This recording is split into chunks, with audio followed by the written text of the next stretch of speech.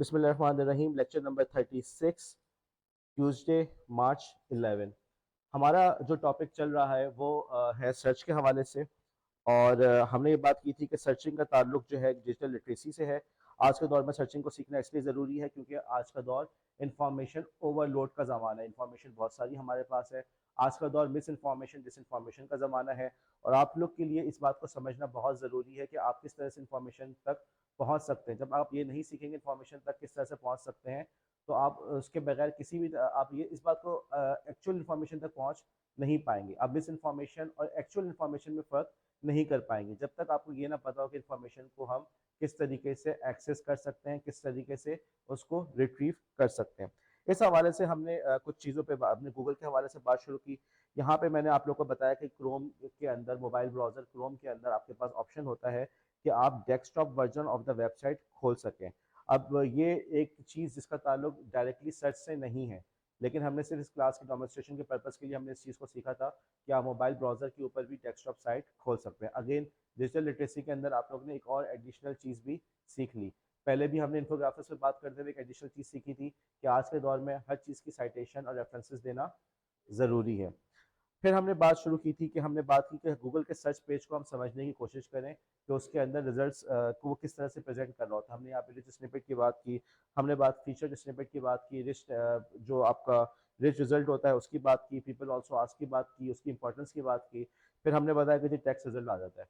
अब उसके बाद फिर हमने टेक्स्ट रिजल्ट को समझने की कोशिश की कि टेक्स्ट रिजल्ट के कितने पार्ट्स होते हैं, क्या क्या चीज़ें हो सकती हैं। मुमकिन है मेरे पेपर में यही सवाल आ जाए, मुमकिन है मेरे पेपर के अंदर इसी तरीके से कुछ सर्च रिजल्ट दिया हुआ हो और आपसे कहा जाए कि इसके अंदर इसके पार्ट्स को इसकी आइडेंटिफाई करो, इसमें स्निपेट कौन है, बाइलान कौन सी है, कौन सी चीज़ कहाँ पे लिखी हुई है। हमने इसके अलावा बात की थी साइट लिंक और साइट लिंक ग्रुप्स और साइट लिंक की भी बात की थी। उसके बाद फिर हमने बात की थी कि गूगल के अंदर सर्च करने के लिए आप डबल कोट्स के जरिए से एग्जैक्ट फ्रेज को सर्च कर सकते हैं। यहाँ पे लोग कुछ गलत रिकैप देते हुए कुछ गलत बातें कर रहे होते हैं। कोई कहता है कि इसके ज़रिए से, डबल कोट्स के ज़रिए से हमें रेलेवेंट इन्फॉर्मेशन मिल जाती है। नहीं, ये बात गलत है।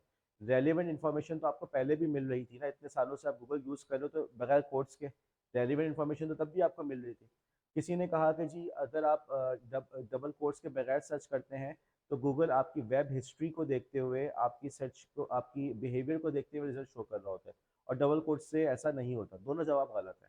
बात सिर्फ और सिर्फ इतनी सी है, जो मैंने आपसे कहा था कि गूगल जो है वो आपकी सर्च हिस्ट्री और आपके बिहेवियर को देते हुए रिस्पॉन्स दे रहा होता है, तो वो उस चीज़ का ताल्लुक एक अलग बात है। वो बात बिल्कुल सही है। गूगल की कोशिश ये होती है कि वो आपको आपकी पर्सनैलिटी, आपकी बिहेवियर, आपकी हैबिट से मुतालिक रेलिवेंट रिजल्ट शो करे। उसकी भरपूर कोशिश ये होती है। ठीक है। अलबत्ता अब उससे हट के मैं एक दूसरी बात कर रहा हूँ। डबल कोट्स को जब हम यूज करते हैं तो एग्जैक्टली उसी फ्रेज को वो सर्च करके आपको बताता है। ओके, एग्जैक्टली उसी फ्रेज को सर्च करके बताता है। दैट्स इट इसका इसके अलावा कोई और आंसर नहीं है। डबल कोट्स की मदद से वो एग्जैक्ट फ्रेज को सर्च करके बताता है कि कहाँ कहाँ जहाँ जहाँ उसको वो एग्जैक्ट फ्रेज मिला हो। हमने यहाँ पे फिर इसी एग्जैक्ट जो फ्रेज की हमने बात की, डबल कोट्स की बात की, तो हमने इसकी इंपॉर्टेंस की भी बात की थी कि इसके ज़रिए से बाज़ दफ़ा आपको ऐसे रिजल्ट मिल जाते हैं जो नॉर्मली आपको नहीं मिल रहे होते। आप इसके ज़रिए से असल जो डॉक्यूमेंट थी उस तक आप पहुँच सकते हैं। और बाज़ दफ़ा आपको ऐसा भी होता है डबल कोट्स यूज़ करने पे आपको कोई भी रेलिवेंट रिजल्ट नहीं मिल रहा होता। मैंने यहाँ पे एक प्रैक्टिकल एग्जांपल दी कि अगर आप किसी एक सॉन्ग को हम सर्च करना चाह रहे हो, सॉन्ग के थोड़े थोड़े लिरिक्स याद हैं, तो डबल कोट्स की मदद से आप उस एक्चुअल सॉन्ग तक पहुँच सकते हैं। और आप लोगों ने क्लास में अंदर सर्च करके खुद भी देखा था, जब आप डोंट को सर्च कर रहे थे आपको रेलिवेंट रिजल्ट नहीं मिल रहा था। उसके बाद फिर हमने बात की कि आप जो है पीडीएफ और पीपीटी लगा के भी आप गूगल को बता सकते हैं मुझे इस फाइल फॉर्मेट के अंदर आंसर चाहिए। एज ए टीचर आप समझ सकते हैं कि ये स्किल आपके लिए कितना यूजफुल रहेगा। देखो, यहाँ पे हम सिर्फ सर्च नहीं सीख रहे, हम बेसिकली आपको रिसर्च करना सिखा रहे हैं। अगर गौर करो इस बात को, आज से पहले जब लाइब्रेरीज होती थी तो लाइब्रेरी के अंदर जाके किताबों से अपनी रेलिवेंट इंफॉर्मेशन अखज़ करना भी एक आर्ट होता था। आपके पास जाहिर सी बात है ऐसा नहीं होगा कि लाइब्रेरी में 10 किताबें पढ़ के आए, लेकिन लाइब्रेरी के अंदर आपको बाकायदा जो अच्छे स्कूल्स वगैरह में बाकायदा इस एक्टिविटी कराई जाती थी कि किस तरीके से जाके आप किसी किताब के अंदर रेलिवेंट फ्रेज या रेलिवेंट पेजेस को ढूंढ सकें। वो बताते हैं कि जी पीछे इंडेक्स होता है, रेफरेंसेस को देखो, फुटनोट्स को देखो, ताकि रेलिवेंट पेज तक पहुंच सको। फिर दूसरी उसी लाइब्रेरियन से तुम कैसे हेल्प ले सकते हो कि लाइब्रेरी के अंदर किताबों को किस तरीके से ऑर्गेनाइज किया हुआ होता है। आज के दौर के अंदर की सारी इन्फॉर्मेशन कहाँ पहुंच गई है? ऑनलाइन। अब आपके लिए ज़रूरी है इस बात को समझना कि हम ऑनलाइन इन्फॉर्मेशन कैसे ढूंढ सकते हैं। आप एज ए टीचर, हमने जैसे बात की, एक टिप हमने दी कि डबल कोर्स के जरिए से आप एग्जैक्ट फ्रेज तक पहुंच सकते हैं। तो यहाँ पे आपने इस बात को सीख लिया कि यार अगर कल कला जब मैं लेक्चर दे रहा हूँ या लेक्चर तैयार कर रहा हूँ, तो मैं एज अ टीचर किस तरीके से उस एग्जैक्ट कोटेशन तक पहुँचने की कोशिश कर सकता हूँ। मैं किस तरीके से उस टॉपिक के ऊपर रेलिवेंट पीडीएफ ढूंढ सकता हूँ। आप अपनी क्लास को टॉपिक पढ़ा रहे हैं क्लाइमेट चेंज का, राइट? और एक तरीका तो ये है कि जी क्लाइमेट चेंज आपने जाकर पढ़ा दिया, और दूसरा तरीका ये कि आप बच्चे के पास लेकर गए क्लाइमेट चेंज की पीडीएफ। वर्ल्ड बैंक की रिपोर्ट थी, उस वर्ल्ड बैंक की रिपोर्ट से आपने पीडीएफ निकाल के बच्चों को उसका असाइनमेंट दे दिया। अब आप बताओ कौन सा टीचिंग मेथड ज़्यादा इफेक्टिव हुआ आपका, राइट? हर बच्चा जो है एआई को यूज़ कर रहा है, आज नहीं कर रहा हो तो कल तो कर ही रहा होगा। आप इस बात को जहन से निकाल दें कि जी एआई बच्चा स्टूडेंट यूज़ नहीं कर रहा होगा। आपको ऐसे असाइनमेंट्स बनाने पड़ेंगे जो बच्चे, जिसके लिए बच्चा एआई की मदद से भी सॉल्व करते वक्त उसको कुछ ना कुछ अपना दिमाग लगाना पड़े। अब एक तरीका ये कि जी बेटा एआई के ऊपर जो है ना ऐसे लिख के लाना, और जो है ना उसको हाथ से लिख के लाना, हैंड रिटन नोट्स चाहिए मुझे, ताकि मुझे पता चल जाए तुमने एआई से कॉपी नहीं किया। एक तरीका तो ये है। दूसरा तरीका, आपने उसको कहा कि जी ठीक है पीडीएफ सर्च की, आपने वर्ल्ड बैंक की रिपोर्ट आपके पास आ गई, आपके पास यूनेस्को की रिपोर्ट आ गई, आपने उसकी रिपोर्ट्स उसको दी और उससे कहा कि तुम इसका इन्फोग्राफिक बना के लेकर आना। अब बच्चा यहाँ भी एआई यूज़ करेगा, वो पीडीएफ फाइल्स को अपलोड कर देगा यूनेस्को किसी एआई को, और कहा उसको समराइज करके दे, फिर उसका इन्फोग्राफिक बनाएगा। नंदीलेस यहाँ पे क्या हो रहा है, आप किस तरीके कार से क्या ज़्यादा इफेक्टिव तरीके से वो एआई को यूज़ कर रहा है, वो सिर्फ रट्टा नहीं लगा रहा। ठीक है, समझ रहे मेरी बात को? लेकिन ये असाइनमेंट आप उसको कैसे दे सकोगे जब आपको खुद पता हो, जब आपको खुद पता हो किस तरीके से आप यूनेस्को की रिपोर्ट तक या वर्ल्ड बैंक की रिपोर्ट तक पहुंच सकते हो। फिर इसी तरीके से हमने बात की कि यार किसी स्पेसिफिक वेबसाइट के अंदर अगर आप रिजल्ट ढूंढना है, आप कोई टॉपिक पढ़ा रहे हैं और आप चाहते हैं ये मालूम करना है कि बीबीसी ने इस बारे में क्या कहा है, राइट? 1965 की वॉर के बारे में सुना है ना वो जुमला कि बीबीसी ने ऐलान कर दिया था कि लाहौर फतह, लाहौर इंडिया पे इंडिया ने काबिज हो गया। याद है आप लोग को ये बात? 1965 की वॉर जब भी पढ़ाई जाती है तो उसके अंदर ये बात कही जाती है कि बीबीसी, और ये बात हकीकत भी है कि बीबीसी ने अनाउंस कर दिया था, बीबीसी ने अनाउंस कर दिया था कि पाकिस्तान के इंडिया ने लाहौर पे कब्जा कर लिया है। लेकिन ये खबर गलत साबित हुई। हम इस पर कहते हैं कि पाकिस्तानी सोल्जर्स ने बहादुरी से मुकाबला करते हुए इंडिया को भगा दिया। अब ये बात, लेट्स से कि आप चाहते हैं कि वो एक्चुअल रिपोर्ट आपको मिल जाए, कैसे सर्च करेंगे? Site colon BBC, right? अब यहाँ पे आपको ये स्किल समझ में आ गया कि किस तरीके से इस वेबसाइट, किसी भी वेबसाइट के अंदर अपनी, आप उसको गूगल को बताएं कि जी मुझे रिजल्ट चाहिए लेकिन इस स्पेसिफिक वेबसाइट से रिजल्ट चाहिए, और फिर आप उसको किस तरीके से अपनी क्लास के अंदर कैसे यूज़ कर सकते हैं, जैसे मैंने बीबीसी की आपको एग्जाम्पल दी। फिर हम आगे चले, और उसके बाद फिर मैंने बात की थी स्पेसिफिक पीरियड की, कि अगर हम किसी स्पेसिफिक पीरियड के अंदर रिजल्ट ढूंढना चाहते हैं, देखो अगेन एज ए टीचर ये चीज़ भी आपके लिए इम्पॉर्टेंट है। क्यों? कि आप लेट से आप कश्मीर इशू पे बात करें, over the years Kashmir issue के ऊपर कितना फ़र्क पड़ा है। अगर 90s की बात करें तो 90s के अंदर अगर आप लोग को याद हो कि पाकिस्तान की सियासी जो लैंडस्केप कुछ ऐसा था कि अगर आपने पाकिस्तानी हर सियासी जमात के लिए बड़ा लाजिम था कि वो कश्मीर के साथ अपना डेडिकेशन शो करे। सियासी पार्टीज एक दूसरे पर इल्ज़ाम लगाती थी कि ये जो हमारी मुखालिफ पार्टी है कश्मीर को बेच देगी, राइट? क्या आज के दौर में अभी पाकिस्तानी सियासत के अंदर कश्मीर की वही इंपॉर्टेंस है? नहीं।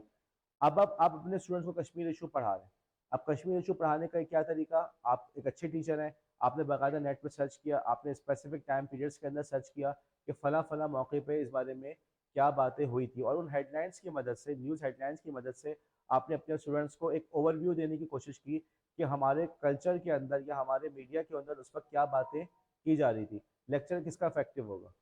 उस टीचर का जो आके कश्मीर इशू के नोट्स पढ़ा रहा है या टेक्स्ट बुक से पढ़ा रहा है, या आपका जो आप बता रहे हैं कि स्पेसिफिक टाइम पीरियड्स में ये बात हुई है। आपने देखा जो इंडिया के मकबूजा कश्मीर के अंदर, इंडियन ऑक्यूपाइड कश्मीर के अंदर किसी लीडर का उन्होंने गिरफ्तार कर लिया। ठीक है, बहुत सारे लीडर्स हैं, कश्मीरी लीडर को उन्होंने गिरफ्तार किया हुआ है। तूबा। अब आप देखना चाहते हैं, आप ये देखना चाहती हैं कि उस मकबूल लीडर की गिरफ्तारी के ऊपर बीबीसी ने क्या आर्टिकल्स लिखे थे, या इंटरनेशनल मीडिया ने इस बारे में क्या कहा था। ठीक, आपने जो है टाइम पीरियड पे सर्च किया और स्पेसिफिक न्यूज़ वेबसाइट उसको बता दी। अब आपको नज़र आ रहा है कि जी न्यूयॉर्कर जो है, न्यूयॉर्क टाइम्स जो है, इकोनॉमिस्ट जो है, इन लोगों ने इन चीज़ों की किस तरह से कवरेज की थी, और आपको समझ में आने लगा कि over the years Kashmir issue का जो है इंटरनेशनल मीडिया के ऊपर क्या उसका इम्पैक्ट रहा।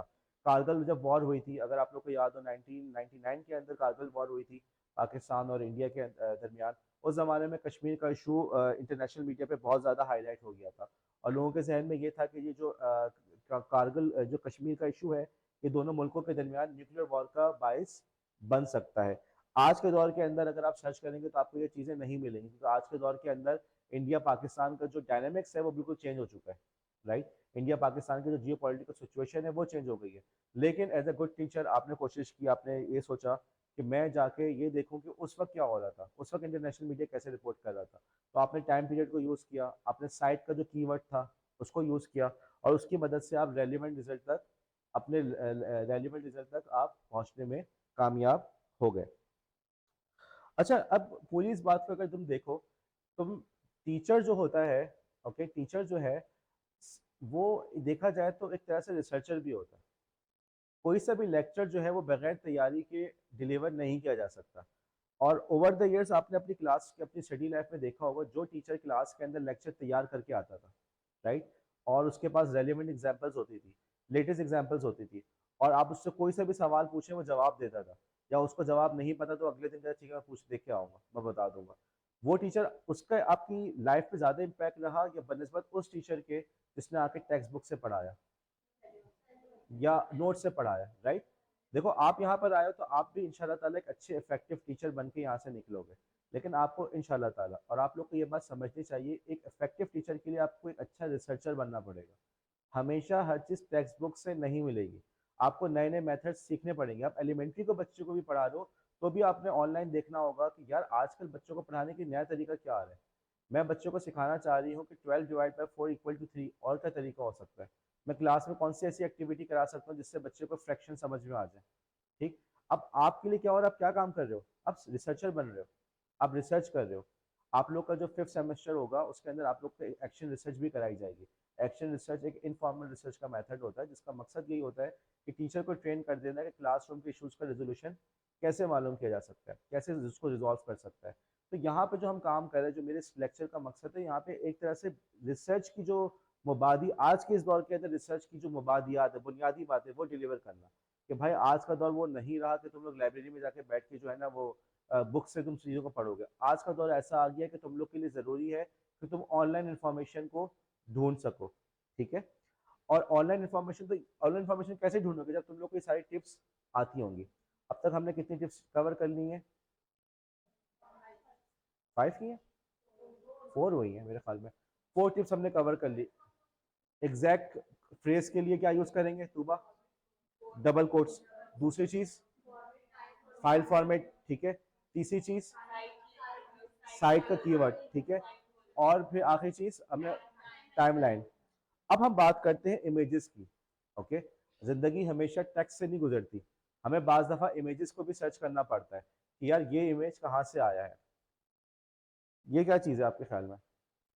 सदफ हैदर, मोबाइल हटा दो, सदफ हैदर क्या चीज़ है ये,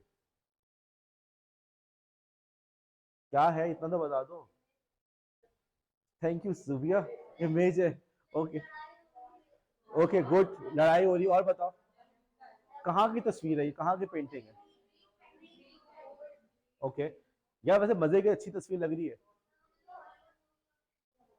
ओके गुड, लेकिन इसका मतलब है इंटरेस्टिंग तो लग रहा है, इमेज तो बड़े मजे का है, ठीक है। पेंटिंग है, ठीक है, लेकिन अच्छी पेंटिंग है। एक, मैं समझता हूँ बहुत इफेक्टिव पेंटिंग है। किस तरह से उसने एक अनारकी दिखाई है, एक बज़ाहिर देखो कि बड़े बड़े मुजस्मा बना हुआ है, राइट, नजर आ रहा है, लेकिन साथ ही साथ चीजें, ब्रिज भी बना हुआ है लेकिन चीजें टूट रही हैं, आग लगी हुई है। इसका मतलब ये हुआ कि लगता है किसी ने यहाँ पे अटैक किया हुआ है, ठीक है।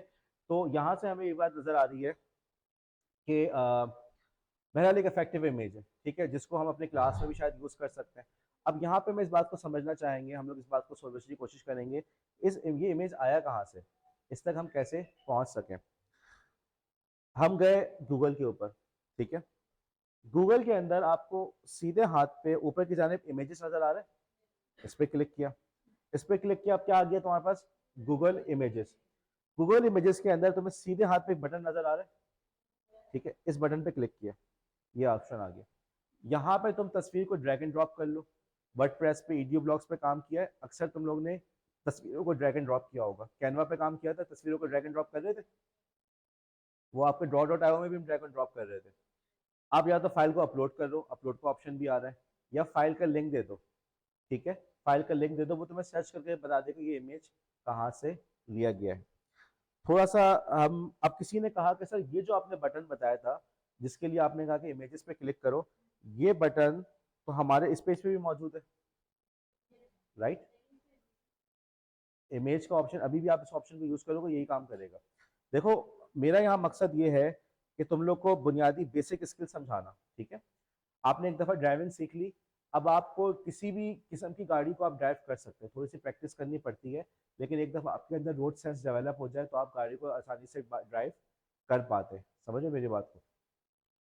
इसी तरीके से आपको अगर मैंने बुनियादी स्किल समझा दिया तो आपको किसी भी वेबसाइट का जो भी इंटरफेस होगा आप उसको यूज़ करने के काबिल हो जाओगे। ओवर द ईयर्स गूगल ने अपने सर्च के तरीक़ेकार को बहुत तब्दील किया है। पहले इमेजेस को सर्च करने का हमारे पास यही तरीका होता था कि हम जाते थे, लिखते थे, इमेजेस पे जाते थे, वहाँ पे इमेजेस को सर्च करते थे। अब वक्त के साथ साथ गूगल ने जिद्दत लेकर आ गए तो उन्होंने ये बटन वहाँ पे भी दे दिया है। लेकिन तुम्हें एक दफ़ा एक चीज़ समझ में आ गई, मुस्तकबिल में गूगल भले जो चाहे चेंज करे, तुम उसको अपने यूज़ कर सकोगे नहीं कर सकोगे, ठीक है। तो इस बात को ध्यान में रखना। मैंने यहाँ पे जाके इस इमेज को मैंने अपलोड किया, अब देखो उसने मुझे क्या रिजल्ट शो किया। रिजल्ट भी देखो तुम, विकीपीडिया का एक आर्टिकल दिखा रहा है, कुछ लिंक्स दिखा रहा है।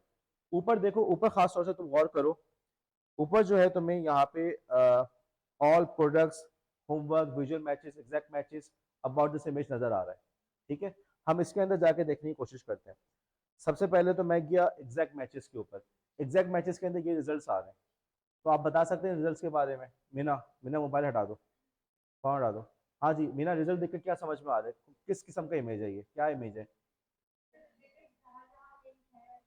ठीक है, तो ये इमेज, चलो ठीक है, कुछ बताओ तो सही, क्या रिजल्ट से क्या समझ में आ रहा है। पॉलिटिकल पॉलिटिकल कोलैप्स के अंदर, पॉलिटिकल क्राइसिस के अंदर, वर्ल्ड वॉर वर के जहां भी इस किस्म के आर्टिकल्स लिखे गए वहां पे इस इमेज को यूज किया। लेकिन ये पेंटिंग बनाने वाला कौन है, तो ये बात हमें पता चल रही है, नहीं पता चल रही, यहाँ पे पता चल रहा है, नहीं। हम आगे बढ़ते हैं, एक और ऑप्शन को यूज करते हैं। अब हम कोशिश करते हैं विजुअल मैचेस को यूज करें। हम गए विजुअल मैचेस के ऊपर, ठीक है। विजुअल मैचेस के अंदर भी कोई रेलिवेंट इंफॉर्मेशन ऐसी नजर आ रही है। हम चलते हैं अब अगले ऑप्शन जो कि है अबाउट दिस इमेज का, ठीक है। अबाउट दिस इमेज पे जाते हैं। हाँ जी, अब कोई मुझे बता सकते हैं इमेज की, इस पेंटिंग को बनाने वाला कौन है। थॉमस कोल, ठीक है। और उस लिखा हुआ है, पेंटिंग का टाइटल भी लिखा हुआ है, the destruction of an empire by Thomas Cole. अगर हम इसी फ्रेज को सर्च करते हैं, the destruction of an empire by Thomas Cole, अब उस पेंटिंग का पूरा जवाब आ गया।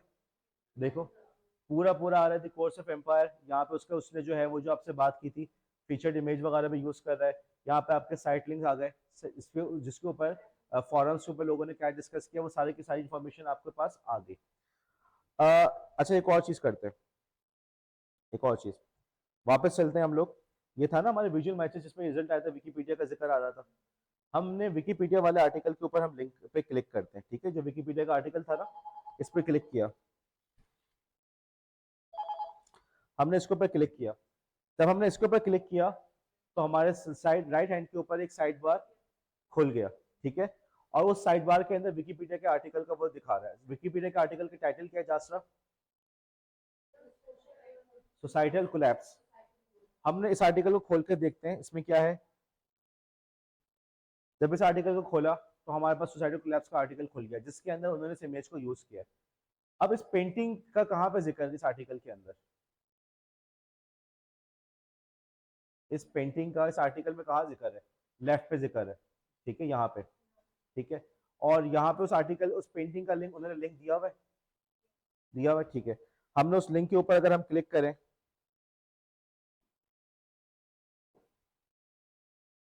ये लिंक दिया हुआ है। अब इस लिंक के ऊपर अगर हम क्लिक करें, ओके, अब आप बताओ कल से क्या क्या इन्फॉर्मेशन आपको पता चल गई। पेंटिंग बनाने वाला कौन है? थॉमस कोल। और पेंटिंग जो है उसकी पूरी इन्फॉर्मेशन वो बता रहा है कि उसने जो है बेसिकली एक नहीं, उसने 5 पेंटिंग्स बनाई थी, पूरी सीरीज थी। ठीक है, और उसकी पूरी की पूरी इन्फॉर्मेशन इसके अंदर मौजूद है। इसी तरीके से जब आप लोग लास्ट टाइम जब हमने सर्च किया था इसको the destruction of empire by Thomas Cole, यहाँ पे आपको नजर आ रहा है कि पेंटिंग किस साल में बनी है। कहाँ लिखा हुआ है? यहाँ भी लिखा हुआ आ रहा है। ठीक है, समझिए 1836। अच्छा तो मुझे एक बात बताओ, जब हमने सर्च करना शुरू किया था, सर्च किया था, क्या उस वक्त ये सारी इन्फॉर्मेशन तुम लोग के सामने मौजूद थी? यहाँ पे थॉमस कोल आ रहा है, यहाँ पे वो साल आ रहा है, वो आ रहा है कि 5 साल 5 पेंटिंग्स उसने बनाई थी, सीरीज आ रही है। तो यहाँ पे हमने किया क्या, सीखा क्या हमने? इमेज को सर्च करना सीखा। इंफॉर्मेशन हमेशा आपको प्लेटर में, आपको प्लेट में रख के नहीं मिलेगी। हमेशा ऐसा नहीं होगा आपने किसी चीज को सर्च किया तो आपके सामने वो ऑब्वियस इंफॉर्मेशन आ गई।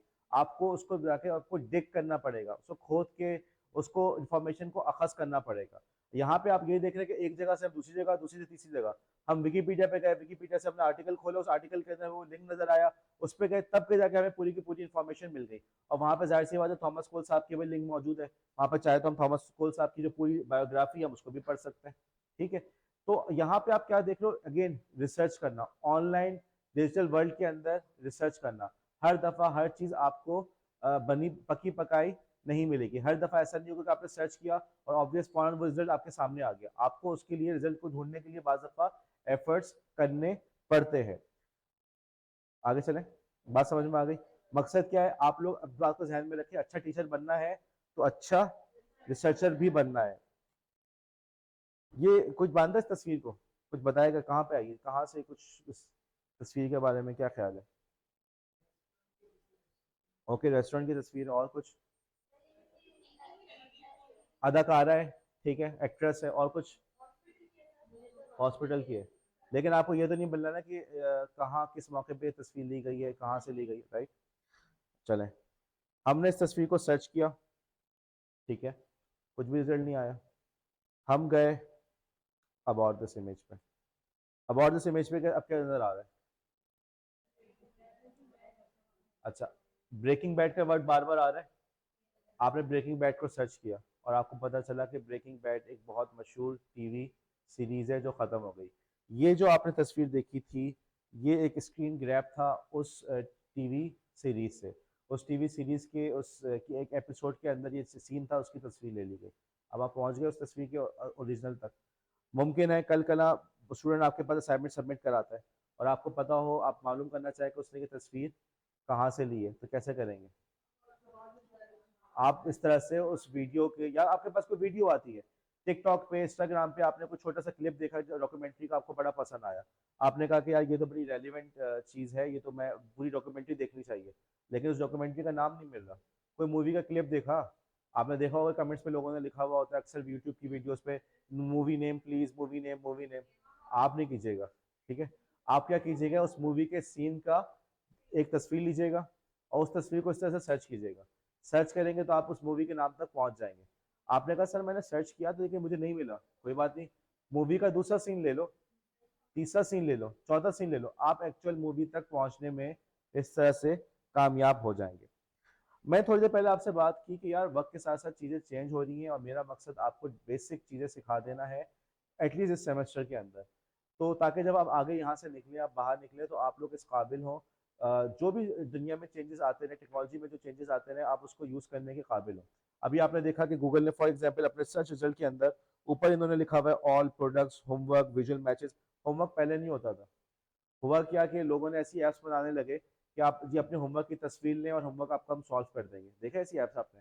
मैथ्स का होमवर्क की, मैथ्स के होमवर्क की आप तस्वीर लें, ऐप ऐसी लोगों ने बनाई हुई है कि उस ऐप की मदद से आप मैथ्स के होमवर्क की तस्वीर लेते हैं तो वो पूरा सॉल्व करके दे देता है। ठीक है, तो गूगल ने कहा कि जी हम क्यों इस धंधे से बाहर रहें, ठीक है, हर पैसा हर पाई हमारे जेब में आनी चाहिए, तो उन्होंने यहाँ पे होमवर्क को ऐड कर दिया। पहले नहीं था। मुमकिन है आने वाले दौर के अंदर आपको यहाँ पे 3D इमेजेस नजर आने लगे, आपको यहाँ पे जो है VR नजर आने लगे, ऑगमेंटेड रियलिटी की चीजें नजर आने लगे। वक्त के साथ साथ तब्दीलियां आती रहती है, लेकिन अगर आपने बेसिक स्किल्स सीखे में ये बेसिक स्किल्स ज़िंदगी भर आपके काम आएंगे। अब इसी में गूगल ने इमेज सर्च शुरू किया। अब आगे चल के उन्होंने एक चीज़ बना दी जिसका नाम उन्होंने रखा गूगल लेंस।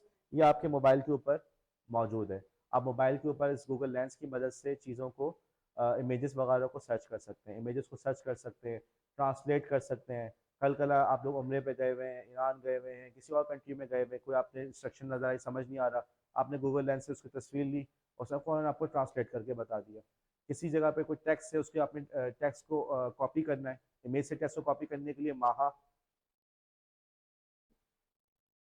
आपने टेक्स्ट से इमेज को कॉपी करने के लिए आपने गूगल लेंस को यूज़ कर लिया, फिर टेक्स्ट होगा उसको आप कॉपी करने के काबिल हो जाएंगे। तो वक्त के साथ साथ नई नई जिद्दत आती रहती है, आपको कम से कम इस बात का इल्म हो कि आप बाय इमेजेस सर्च कर सकते हैं। मैं आप लोगों का 5 मिनट टाइम लूँगा, ठीक है। और अगेन आई एम सॉरी, आज ऑफिशियल काम की वजह से मुझे लेट आना पड़ा, वरना आपकी क्लास क्या, no problem, okay good, thank you Shaista. खैर आप लोग यहाँ एक बड़े चिल एनवायरनमेंट में बैठे हुए, एसी चल रहा है, तो आप लोग को और बैठना चाहिए यहाँ पे। अब मैं असल में फैन चलाऊंगा ना तो उससे प्रोजेक्टर पूरा हिलने लगता है, ये थोड़ा सा एक इशू है, सॉल्व करवाना है, अभी तक हुआ नहीं है, तो थोड़ा सा सब्र कर लें, ठीक है। नहीं वो पूरे उसके फैन चलते हैं ना तो पूरी ये वॉल हिलती है, फॉल सीलिंग पूरी हिलती है, उसमें हमें गैप बनाने की जरूरत है, इंशाल्लाह वो काम हमें कराना है। आगे चलते हैं। अच्छा देखो, रिसर्च या सर्च के लिए आप सिर्फ गूगल तक अपने आप को महदूद ना समझें, आपके पास ऑल्टरनेट्स भी मौजूद है। आप उन ऑल्टरनेट्स को भी, आपको एटलीस्ट पता होना चाहिए कि भाई ये ऑल्टरनेट्स मेरे पास मौजूद है। हर ऑल्टरनेट की कोई खूबी है, कोई खामी है, राइट। आपको लेकिन पता तो होगा भाई ये भी ऑप्शंस आपके पास मौजूद है। आपको पता होगा कि कराची में सिर्फ एक डॉलमेन या सिर्फ इम्तियाज नहीं है या लकी वन नहीं, इसके अलावा और भी मॉल्स और भी एरियाज हैं, आप वहाँ पे भी शॉपिंग कर सकते हैं। वहाँ पे शॉपिंग करने के क्या फ़ायदे हैं तूबा, वहाँ पे शॉपिंग करने के क्या फ़ायदे हैं, क्या उसकी फ़वाइद है, ये सब आपको इल्म होना चाहिए, और क्या नुकसान है उसका भी इल्म होना चाहिए। यही चीज़ सर्च के साथ है, आपके पास सिर्फ गूगल नहीं है, गूगल के अलावा आपके पास और भी ऑल्टरनेटिव्स मौजूद है। मुमकिन है बाज़ दफ़ा आप सर्च कर रहे हो, लेट से आपको जवाब नहीं मिल रहा, आपने जो है डबल कोर्स में निकाल के देख लिया तब भी नहीं हो रहा, आपने पीडीएफ लगा दिया तब भी कुछ नहीं मिल रहा, कुछ मिल ही नहीं रहा आपने, ठीक है। तो आपने क्या किया, या आपने टाइम पीरियड भी यूज़ करके देख लिया तब भी आपको कोई रेलिवेंट रिजल्ट नहीं मिला, आप ऑल्टरनेट सर्च इंजन को भी यूज़ करके देखें। एक सर्च इंजन है जिसका नाम है ब्रेव। याद है हमने ब्राउज़र के बारे में बात की थी, तो हमने कहा था ब्राउज़र कौन कौन से हैं, Firefox, Chrome, internet explorer. Lab में हमारा कौन सा ब्राउज़र चल रहा है, विवाल्डी चल रहा है। तो इसी तरीके से एक ब्राउज़र है जिसका नाम है ब्रेव। उन्हीं ब्राउज़र बनाने वालों ने एक सर्च इंजन बनाया है जिसका नाम, उसका नाम भी ब्रेव ही है। उसका एड्रेस क्या है, search.brave.com। आप चाहे तो इसको भी यूज़ करके देख सकते हैं। अब इसकी कुछ खसूसियात हैं, वो कहते हैं कि जी गूगल वाले जो है वो बेसिकली आपके बिहेवियर को ट्रैक कर रहे होते हैं, ताकि वो आपको आपके मुताबिक इश्तिहारात दिखा सके। मसलन वो मुझे प्रोग्रामिंग के मुताबिक इश्तिहारात दिखा रहे होते हैं, लेकिन मेरा नहीं ख्याल कि आप लोगों को कभी प्रोग्रामिंग की चीज़ों का इश्तिहारात आया हो। क्यों, वो मुझे देख रहे होते हैं कि तला क्या क्या चीज़ें सर्च कर रहा है, तला यूट्यूब पे कौन सी वीडियोज़ देख रहा है, तला का बिहेवियर क्या है, उसकी रोशनी के अंदर मुझे वही स्टार दिखा रहा होता है। उसको इस बात में इंटरेस्ट नहीं है कि बतूल कौन है या सदफ कौन है, उसको बस इस बात में इंटरेस्ट है कि जी एक लड़की है जिसका नाम बतूल है, कराची में रहती है, उसकी इतनी इतनी एज में है, और उसको इन चीज़ों में इंटरेस्ट है, ताकि वो उसको उसी के रेलिवेंट इश्तिहारात दिखा सके। दैट्स इट, उनका मकसद ये है। समझ लो बात को। ऑल्दो आप कह सकते हो कि सर हम कौन सी कोई इतनी बड़ी चीज़ है कि हम लोग हमारे जो है हमें ढूंढते फिर रहे हैं, या हमारे हमें ट्रैक करने की कोशिश कर रहे हैं, ठीक है, आपको वो इस एतबार से ट्रैक नहीं कर रहा, लेकिन वो इसलिए ज़रूर ट्रैक कर रहा है कि आपकी आपके बिहेवियर को देखते हुए आपको रेलिवेंट इश्तिहारात वो दिखा सके। समझ रहे हो बात को। तो ब्रेव वालों ने कहा कि जी हम तो आपकी बिहेवियर को देखते ही नहीं है, आप बेफिक्र होकर इस्तेमाल करें, जो आपने सर्च करना सर्च करें, ठीक है। तो ये ब्रेव ने उनका दावा है, हम इश्तिहारात नहीं दिखाते, हमारा जो पेज है वो ज़्यादा तेज़ी से अपलोड लोड हो जाता है, ठीक। तो कुछ उनकी खूबियाँ हैं, कुछ खामियाँ हैं। बहरहाल एक और ब्राउज़र है बिंग.com। किसने बनाया बिंग, माइक्रोसॉफ्ट ने। अब इन्होंने गूगल के मुकाबले में बिंग बनाने की कोशिश की, और अभी भी लेकिन मार्केट का बहुत बड़ा शेयर गूगल के पास है, लेकिन आप बिंग को भी यूज़ कर सकते हैं किसी चीज़ को सर्च करने के लिए। अब बिंग की जो खसूसियात है, माइक्रोसॉफ्ट विंडोज़ 10 वगैरह आप लोग यूज़ करते हैं, तो आपको नज़र आता है कि उसके अंदर जहाँ भी आप सर्च कर रहे हो तो बिंग से रिजल्ट आके दिखा रहा होता है। तो माइक्रोसॉफ्ट की प्रोडक्ट के साथ बिंग ज़्यादा इंटीग्रेटेड है, को पायलट का ऑप्शन मौजूद है उसके अंदर, ओके। अगर आपने यूज़ ना किया हो तो आप देख सकते हैं कि बिंग के अंदर यहाँ पे उन्होंने को पायलट का ऑप्शन दिया हुआ है, बेसिकली एक एआई एजेंट है जिसको आप सवालात पूछ सकते हैं, उससे कह सकते हैं कि जी मुझे इमेज ड्रॉ करके दो, तो वो इमेज भी ड्रॉ करके दे सकता है। कुछ उसकी खसूसियात है। और इसके अलावा बाज़ लोग ये कहते हैं कि इमेज सर्चिंग के हवाले से बिंग का रिजल्ट ज़्यादा बेहतर रहता है। अगर आप किसी इमेज को सर्च करना चाह रहे हैं तो उसके लिए बिंग का परफॉर्मेंस ज़्यादा बेहतर रहती है, लोग ये कहते हैं। तो अगेन आपको बहरहाल ऑल्टरनेट्स का पता होना चाहिए। अब बात यह है कि बाज़ दफ़ा वेब इंजन्स या वेब सॉरी सर्च इंजन्स जो होते हैं वो किसी स्पेसिफिक पर्पस के लिए बने हुए होते हैं। यहाँ पे जो एक स्पेसिफिक हमारा मैं सर्च इंजन दिखाना चाह रहा हूँ जिसका नाम है गूगल स्कॉलर। आप लोग अगर कल कला अपने काम के लिए आप एक्शन रिसर्च के लिए आप रिसर्च पेपर सर्च करना चाह रहे हैं, या आप क्लास के अंदर मल्टीमीडिया यूज़ कर रहे हैं लेकिन आप देखना चाह रहे हैं कि क्लास के अंदर मल्टीमीडिया यूज़ करने की क्या फ़वायद हैं, क्या नुकसानात हैं, या क्लास के अंदर मल्टीमीडिया के ऊपर क्या रिसर्च की गई है, ठीक है। अब इस काम के लिए आपने आप रेलिवेंट रिसर्च आर्टिकल ढूंढना चाह रहे हैं।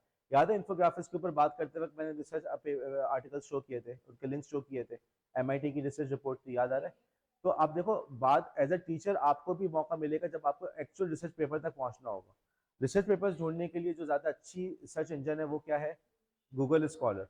गूगल स्कॉलर, इसका जो एड्रेस है scholar.google.com, यहाँ पर जाके आप जो कोई भी सर्च टर्म लिखेंगे वो उसका रेलिवेंट रिसर्च पेपर ही आपको दिखाएगा। Actual research paper, Sumaiya, actual research paper ही वो आप मोबाइल हटा दो, एक्चुअल रिसर्च पेपर ही आपको दिखाएगा। अच्छा, अब जब रिसर्च पेपर की बात हो रही है तो यहाँ पे मैं एक बात बता दूं कि रिसर्च पेपर्स को एक्सेस करना एक्सपेंसिव पड़ जाता है। रिसर्च पेपर्स जो होते हैं वो कहते हैं कि जी पर रिसर्च पेपर $15 से $20 आपको चार्ज करते हैं, ठीक है। पूरी पब्लिशिंग इंडस्ट्री है और वो फ्री में आपको एक्सेस करने नहीं देते। इसके खिलाफ लोगों ने कुछ कोशिश कर रहे हैं कि उन्होंने इस कोशिश का, इस काविश का नाम है साय हब। साय हब के ऊपर वो तमाम रिसर्च पेपर्स को अपने तौर पे कोशिश करते हैं अपलोड करने की। सारे नहीं होते लेकिन अक्सर रिसर्च पेपर्स वहाँ पे आपको मिल जाते हैं। अब लेकिन इसकी वजह से चूंकि ये काम एक तरह से आप यूँ समझ लिए कि गैर कानूनी है और जो पब्लिशिंग कंपनीज है वो उसको ख़त्म करने की, बंद करने की कोशिश में लगे रहते हैं, तो उनकी वेबसाइट आए दिन बंद भी होती रहती है। कल कल अगर आपको खुद रिसर्च पेपर ढूंढना हो, पढ़ना हो पूरा का पूरा रिसर्च पेपर, तो आप विकीपीडिया पर जाकर साय हब का आर्टिकल ढूंढें और उस पर साथ में उसने आपको लिंक शो किया हुआ होगा, ठीक है।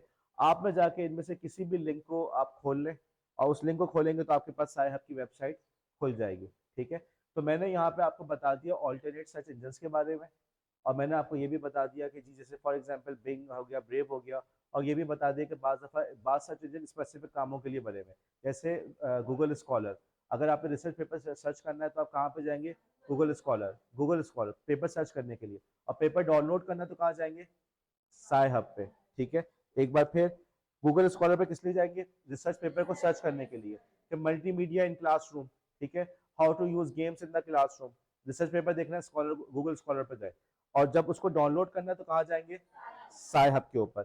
अब आप लोग इसको यूज करते रहेंगे तो इंशाल्लाह ताला की चीजें भी आपके जहन नशीन हो जाएंगी। अब बस हमारा इस टॉपिक का आखिरी हिस्सा आ गया कि ये जो सर्च स्किल्स हम पढ़ रहे हैं, देखो इसके अंदर ना बहुत सारी डिटेल्स हैं, और भी चीज़ें हम पढ़ा सकते हैं, लेकिन फिलहाल हम इसी पे इक्तफा करते हैं। मेरा आपसे ये सवाल है कि आपके अपने आप लोग क्या समझते हैं कि जो हमने टॉपिक पढ़ा कि 21st सेंचुरी स्किल में किस तरह से रिलेट हो रहा है? जी, किस तरह से?